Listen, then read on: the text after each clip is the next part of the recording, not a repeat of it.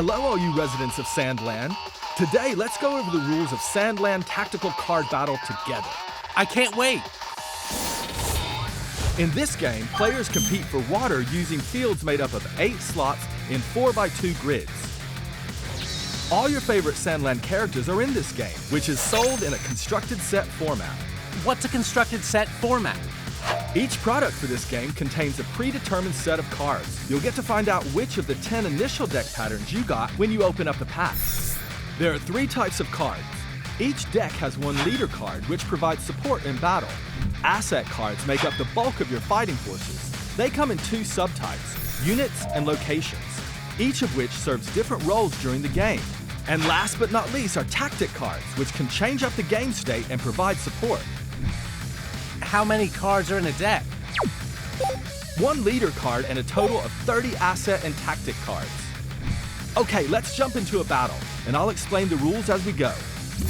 We'll use a Beelzebub deck and a Thief deck, but we've changed up the deck contents a bit for the purposes of this tutorial. I'll use the Beelzebub deck. Let's each put our decks in our deck areas, and then put dice or another kind of counter on the water track, round track, and skirmish track. Hang on, can you explain what those are? Sorry, I got ahead of myself. So we'll be battling in skirmishes made up of 3 rounds, and the first to win 2 skirmishes wins the game. And just like in the world of Sandland, we're competing over water, and the winner of the skirmish is the person with the most water. I'll explain in more detail later, but each card has a water value, and at the end of each round, we'll add up the water value of each face-up card on the field. The counter on the playmat goes back and forth like a seesaw. And we use those counters to keep track. Exactly. Let's get ready to play. First, we each draw 12 cards from our deck. Then we place our leaders in our leader areas. Place the water counter on 0. We decide who's going first and start the game. I'll go first this time, okay? Okay. In each skirmish, we'll do each of these 4 steps in order. Draw, play, action phase, cleanup. Since there's no drawing for the first skirmish, next step is play. We each place 8 of our 12 cards face down onto the 8 slots of our fields. How do I know which cards to place? Each card lists its cost and scrap value in the upper left. Since you won't have much scrap available at first, low-cost cards are easier to use. Also, whether a card is in the front row or back row matters for attacking.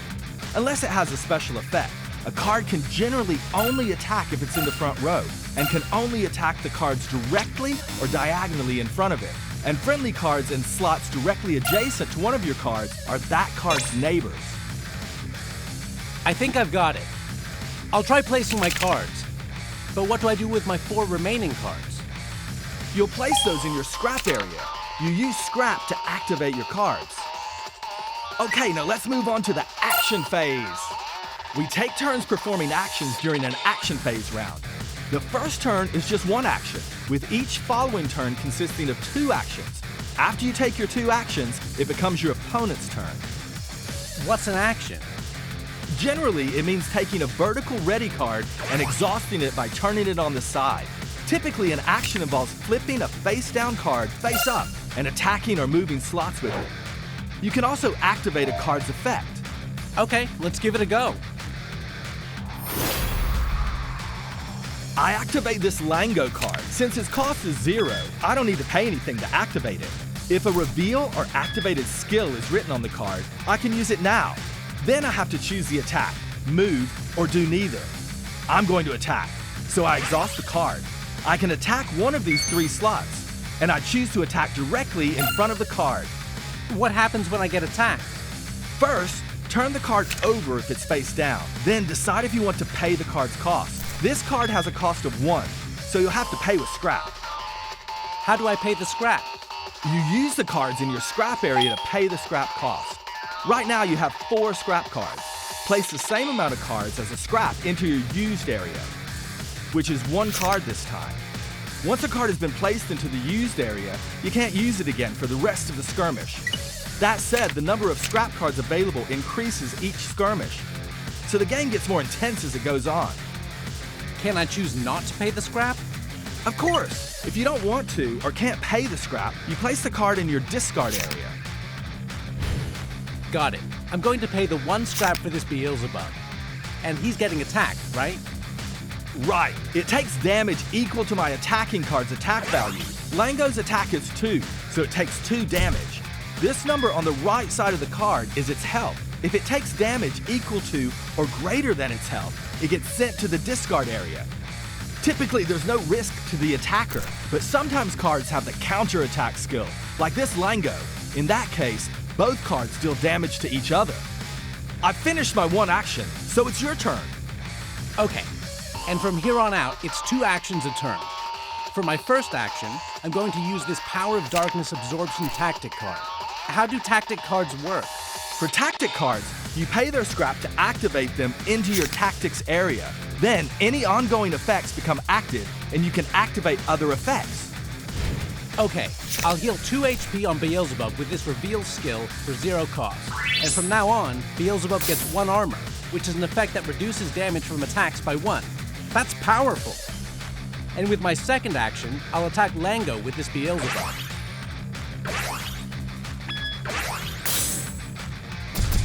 Okay, that's my 2 actions. So now you go. Okay, my turn. I pay 1 scrap to activate a game console. I don't attack or move, but this effect reduces the scraps of neighbor cards by 1. Next, I reduce the scrap of this Gagey Dragon by 1 with the game console effect, and activate it by paying 2 scrap. It has an activated skill, so I'm going to use it. I pay 1 scrap and deal 6 damage to Beelzebub. Whoa! I have 1 armor, so that's only 5 damage. But Beelzebub's health is 5, so he's going in the discard area. That was nasty. I'm also going to attack with Gagey Dragon. It's a 0 scrap ghost, but its effect means that I only take 1 damage instead of 4. Phew! Lucky! Okay, my 2 actions are over, so you're up. With my first action, I activate the 0 scrap Awaken Power Tactic card. Hey, nice card! After you activate an attach card like this, you can attach it to an asset card whenever you want later on. I'll also pay 2 scrap to activate this Angry Beelzebub card, and I'll attach that Awaken Power I just activated to it, giving it +2 attack and the range skill. Range is an easy power to use. It lets you attack any slot on your opponent's field instead of just the slots in front of it like normal. And this Beelzebub card has an activated skill. After attacking with the activated skill, I can attack again normally, letting me attack twice. I attack Game Console using the skill and destroy it. Then I attack Lango with my regular attack. With 5 damage, I also defeat Lango. That's both my actions. You're up. Okay, my turn. I turn over my Santa Thief card, but I've lost my Game Console card and I don't have any scrap, so I send it to my discard area. Then I activate my Gremlin card and attack Ghost, dealing 1 damage. And finally, although I've already used my 2 actions, my leader card's exhaust skill can be used at any time of my choosing, like attach, so I'm going to use it now. I deal 1 more damage to Ghost, which is then defeated. Then this effect lets me pull 1 water, which lets me move the water counter to my side by the same amount. Okay, now it's my turn. I think I've mostly figured it out, so I'm going to pick up the pace. I activate Ghost and attack directly in front of it. The 1 armor it has means I only deal 1 damage. Next, I turn over a water location card, and that's my 2 actions. I use my Tank 104 that just came out to attack the Ghost in front of it. Ghost's effect means it only takes 1 damage. Then I activate a Swimmer's card, but don't move it or anything, and that's my turn. I pay 1 scrap to activate my The Peachy card. Then I use my leader's skill. That lets me move my card before attacking and gives it +2 attack. The Peachy's skill gives it another +4 attack because the slots on both sides are empty, giving it a total of 7 attack. I then attack Gagey Dragon. Whoa! Gagey Dragon has 1 armor, so it takes 6 damage. I don't have anything left I can do, so I pass.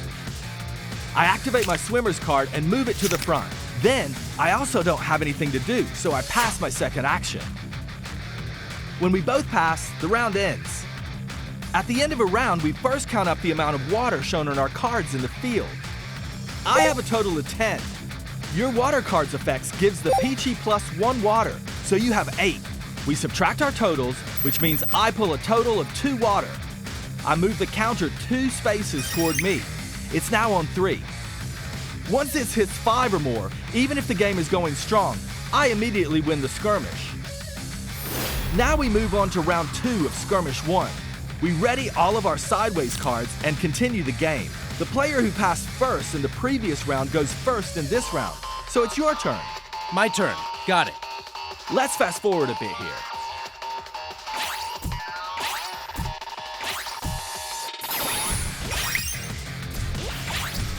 I pass. So this ghost is destroyed, which makes the front row empty. And that triggers a forced event called Pursuit, where all the back row cards are moved up to the front row. I'll also pass now, so that's the end of round 2. This time my water totals 6 and yours total 5. So we subtract yours from mine, meaning I pull 1 water. The water counter is now on 5, so even though there's another round left, I win the skirmish. Ah, I lost. By the way, winning via water is one victory condition, but you can also win by destroying all of your opponent's cards. Oh, okay. So what happens now?